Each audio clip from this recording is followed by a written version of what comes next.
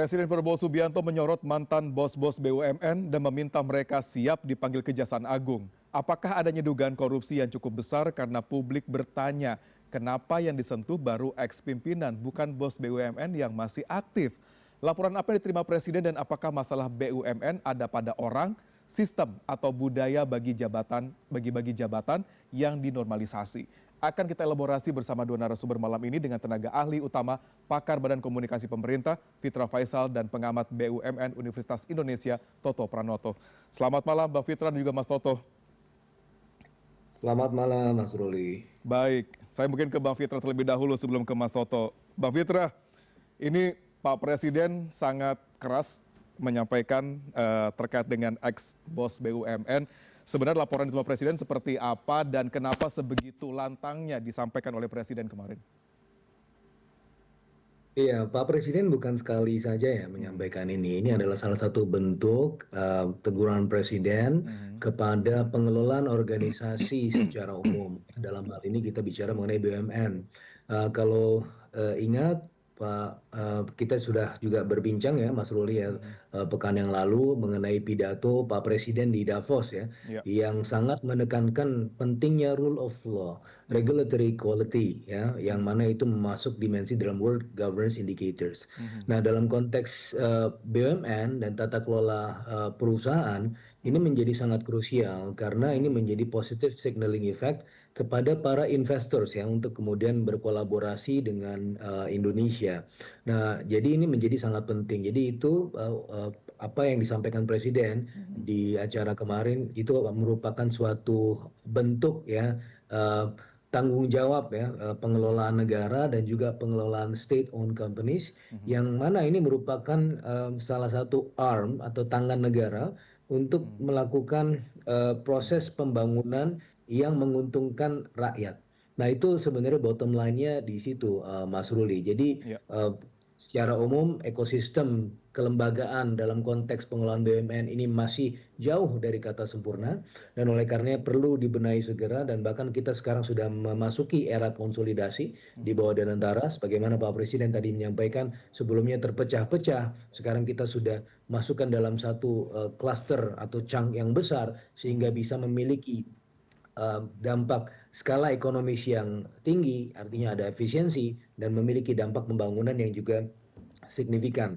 Di sisi yang lain, pembenahan ke dalam juga terus dilakukan. Ya, salah satunya adalah banyak juga BUMN-BUMN yang memiliki cicit cucu yang tidak kemudian berelasi langsung dengan organisasi atau BUMN tersebut. Ya, misalnya ada satu di bidang energi, tetapi dia memiliki misalnya ada spa, kemudian ada hotel dan seterusnya itu kan tidak langsung terkait dengan bisnis core-nya. Nah, ini yang kemudian dibenahi, ada efisiensi dan kita juga belajar pada China, utlubul ilm walau bisin ya, bagaimana mereka mengelola BUMN-nya ya sangat efisien dan tidak perlu banyak-banyak ya, yang penting itu bermanfaat dan memiliki dampak. Dan oleh karenanya dalam hal ini leadership menjadi satu hal yang penting ya.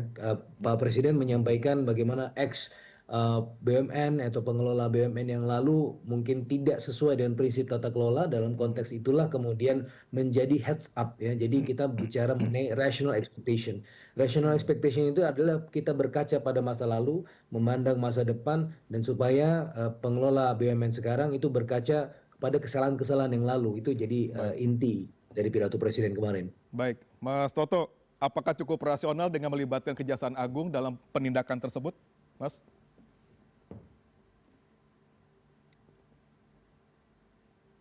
Ya, saya kira ini satu Ya. peristiwa penting lah. Artinya Presiden sendiri sekarang punya gagasan yang lebih keras bagaimana implementasi terhadap compliance ya dari sisi tata kelola di BUMN bisa dijalankan dengan lebih kuat. Saya kira bagian-bagian ini mungkin perlu didukung ya, dalam arti bahwa siapa tahu memang banyak sekali atau ada beberapa poin dalam implementasi kebijakan corporate action di BUMN ya pada masa-masa lalu memang kemudian memiliki masalah-masalah. Ya. Nah, jadi kata kuncinya menurut saya yang harus dikerjakan ke depan adalah tentu bagaimana kemudian eksekusi dari perintah Presiden ini bisa dilaksanakan dengan benar-benar baik ya. Dalam arti begini, kan BUMN itu tentu perlu juga keberanian dari para manajer para BOD dan lain-lain begitu ya. Kalau sekarang kemudian mereka tanda petik ya harus juga dihadapkan pada situasi ini, yang saya agak khawatir tentunya adalah bagaimana kemudian nanti progres BUMN kalau corporate action yang akan dijalankan kemudian tanda petik ya dihantui oleh kemudian ketakutan dari para direksi-direksi BUMN untuk melakukan aksi korporasi. Maka menurut saya juga sudah cukup baik bahwa Undang-Undang BUMN yang baru, Undang-Undang 1 2025 sudah memasukkan ya pasal terkait dengan soal business judgment rule begitu ya.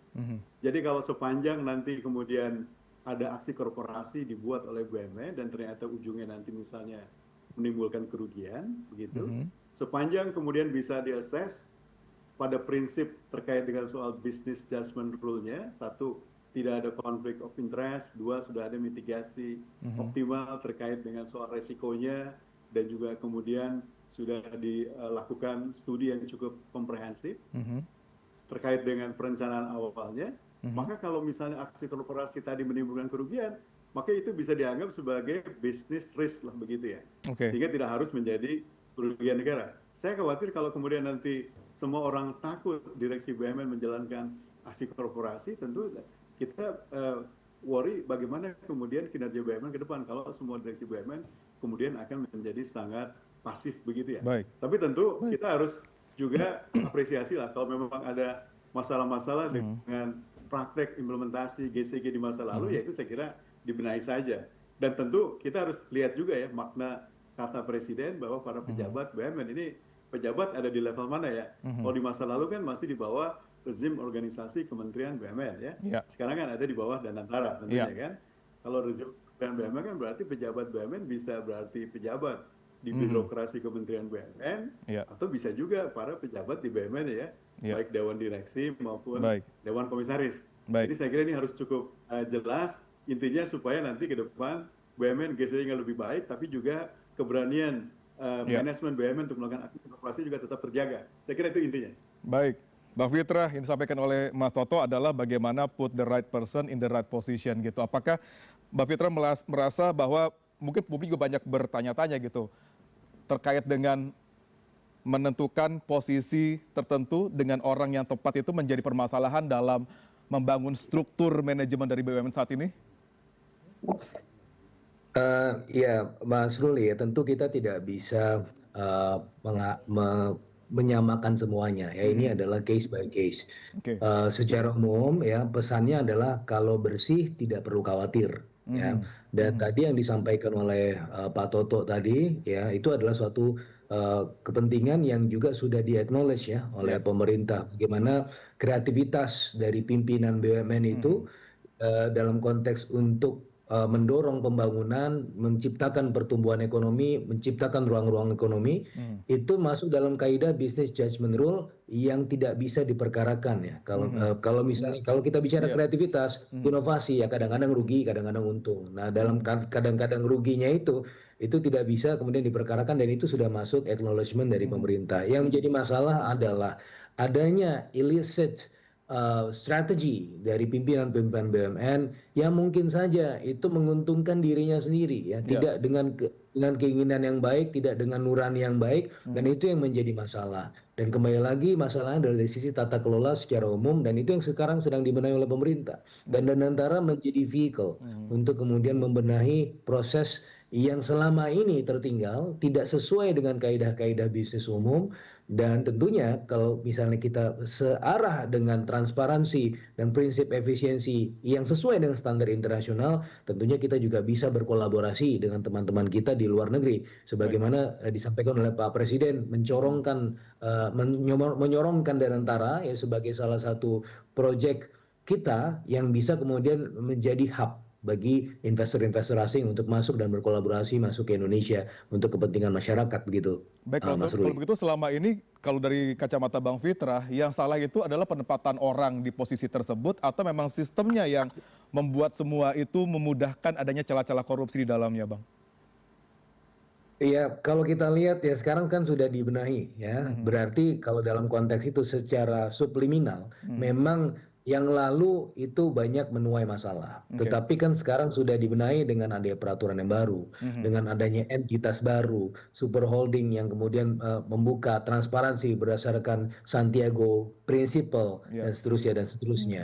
Dan juga tentunya pemilihan-pemilihan direksinya yang mungkin di masa lalu masih ada masalah, masih ada titipan-titipan, ada bukan orang the right man at the right place, Ya. tetapi the wrong man without capacity yang mengelola BUMN sehingga BUMN kita merugi, Baik. ya. Dan ini yang kemudian dibenahi oleh pemerintah ke depan dan itu adalah esensi pidato presiden kemarin. Baik, Mas Toto, apakah Anda yakin sebagai seorang pengamat bahwa put the right man in the right place itu masih akan berjalan dengan sustain gitu melihat kondisi saat ini, Mas Toto? Ya, ini memang hal yang nggak mudah lah ya.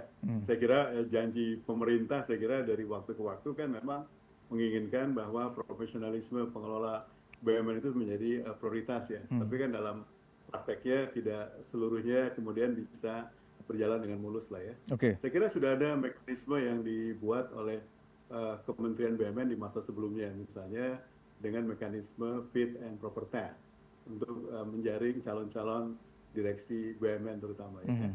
Nah, tapi kan kemudian apakah semua yang terbaik dalam hasil assessment itu menjadi kemudian pihak yang terpilih juga belum tentu semuanya seperti itu. Oke, Apalagi kekhawatiran untuk adanya orang posisi- titipan masih akan besar kira-kira, Mas Toto? Ya, saya kira dalam beberapa hal model-model semacam itu tentu tidak bisa dinafikan lah begitu ya. Juga untuk posisi Dewan Komisaris sebetulnya. Ya. Bahkan kewajiban untuk fit and proper test saja juga tidak bersifat wajib begitu ya. Nah, jadi ke depan menurut saya baiknya memang supaya transparan ya penunjukan pimpinan BUMN, memang mekanisme ini fit and proper test menurut saya harus dijalankan secara lebih baik lagi lah begitu ya. Dan saya kira talent-talent yang bagus kan bukan cuma ada di lokal ya, bahkan diaspora Indonesia yang bekerja di multinational company di luar juga banyak. Kenapa juga mereka tidak dipanggil misalnya ya untuk membantu membenahi BUMN kita. Jadi saya kira Danantara ke depan juga harus membuka kemungkinan ya bagi para putra-putra terbaik kita untuk masuk dipanggil mengelola BUMN lah misalnya begitu ya. Baik. Dan dalam konteks itu tentu nanti ada hal-hal yang perlu dicermati, the do and the don'ts yang harus bisa dikerjakan lah oleh masing-masing pihak yang nanti akan kelola BUMN tadi. Jadi pada ujungnya menurut saya berbagai macam regulasinya sudah cukup terkait tata kelola, tinggal memang eksekusinya yang harus lebih lugas ke depan ini. Baik, Bang Fitra, Pak Presiden sudah menyampaikan secara lantang bahwa melibatkan kejaksaan di dalamnya gitu. Dan kira-kira berapa lama nih kejaksaan akan mulai into dengan kasus ex bos BUMN ini menurut Anda, Bang Fitra? Ya, saya tidak akan membawanya ke sana. Kembali lagi sebenarnya apa-apa yang disampaikan oleh Pak Presiden tadi adalah dalam konteks tata kelola dan pembenahan pengelolaan negara dalam konteks state-owned company.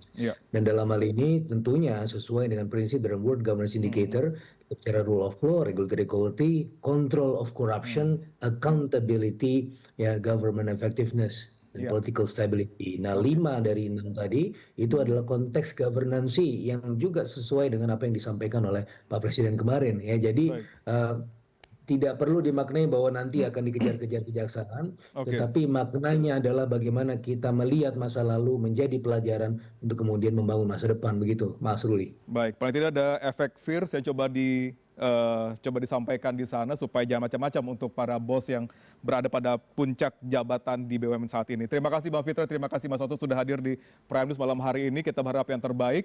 Mudah-mudahan BUMN bisa lebih boosting lagi ke depannya dan kayak disampaikan Pak Presiden, tanti yang besar mudah-mudahan nggak ada juga gitu ya. Terima kasih Bang Fitra, terima kasih Mas Toto. Sama-sama.